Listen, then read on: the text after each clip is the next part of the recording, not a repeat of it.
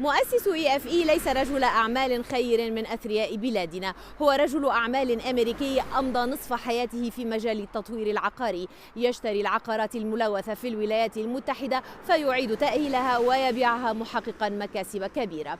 اعتداءات 11 من سبتمبر هزت كيانه ودفعته إلى خضم الريادة الاجتماعية في منطقتنا. I was in Manhattan when September 11th happened. My oldest daughter was by the World Trade Center. Didn't know until later that night whether she was alive or not.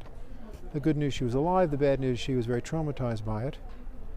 And she and I started thinking about what was going on in the world and why.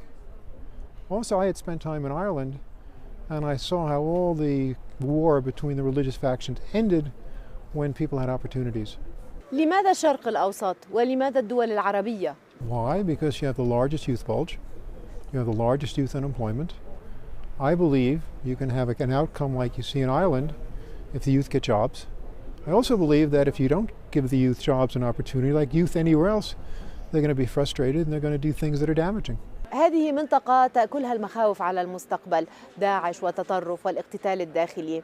هل يصيبك اليأس أحيانا؟ هل تشعر بأنك تفقد الأمل؟ Sometimes both.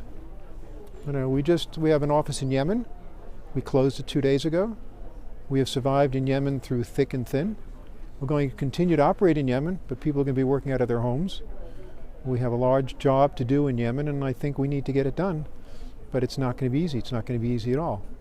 On the other hand, in Tunisia, for instance, we're doing phenomenally. Egypt, we're doing great.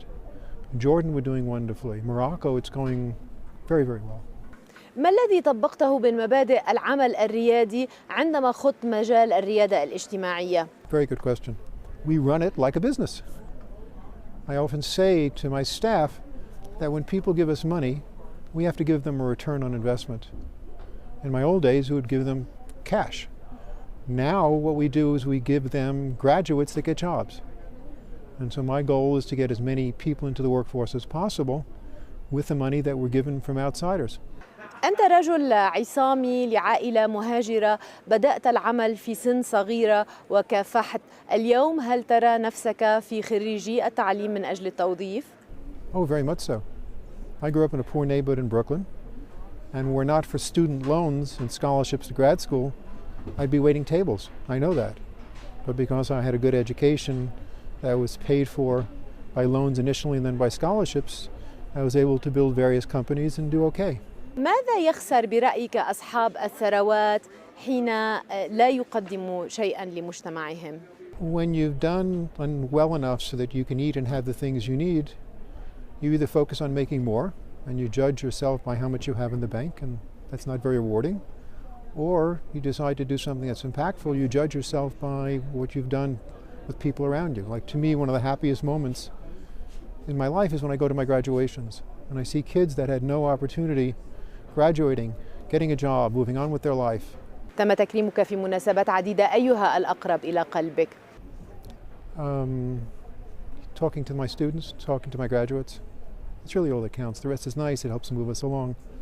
It's just, people acknowledging the validity of the work we're doing, which is good. It helps, gives us credibility. But it doesn't give, I would give all that up to get 2 more kids graduated.